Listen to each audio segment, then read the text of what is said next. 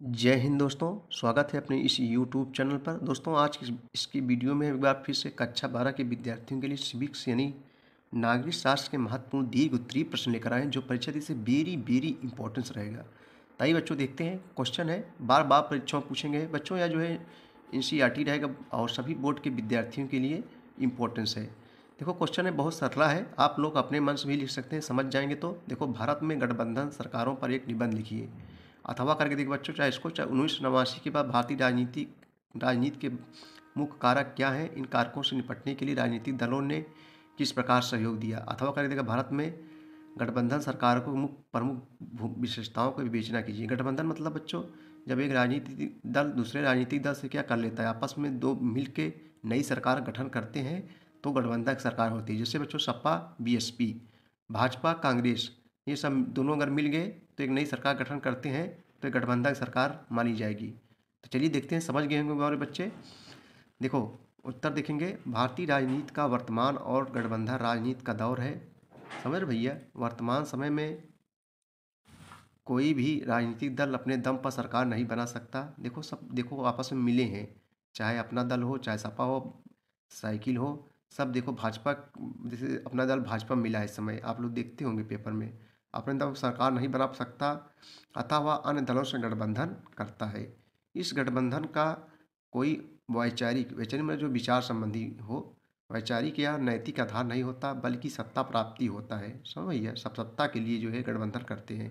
इस प्रकार के गठबंधन की शुरुआत 1989 के पश्चात शुरू हुई। कब हुई बच्चों, ये इंपॉर्टेंस है, 1989 के पश्चात शुरू हुई गठबंधन की सरकार। 1989 के चुनाव के अवसर पर जनता दल ने मार्क्सवादी पार्टी और भारतीय जनता पार्टी के साथ गठबंधन किया।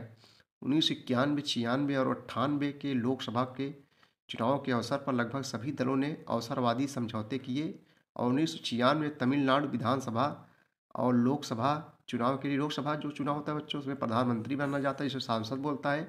जब विधानसभा चुनाव होता है तो मुख्यमंत्री का चुनाव मुख्यमंत्री बनते हैं। समझ रहे बच्चों, विधानसभा जो विधायक होते हैं वो मुख्यमंत्री चुनते हैं, और अपना जो लोकसभा जो जिसको सांसद गांव बोलते हैं, इससे प्रधानमंत्री का चुनाव होता है। तो विधानसभा और लोकसभा के लिए चुनाव के लिए दरमुख और तमिल मनीला कांग्रेस टीएमसी के बीच सीटों का समझौता हुआ। कांग्रेस ई ने अन्ना द्रमुक के साथ समझौता किया। नवंबर 1993 में उत्तर प्रदेश विधानसभा के चुनाव के अवसर पर समाजवादी पार्टी और बहुजन समाज पार्टी में समझौता हुआ। समाजवादी बच्चों जानते हो जो साइकिल है, और बहुजन समाज पार्टी का चुनाव जो हाथी है, आप लोग देखते होंगे गाँव में।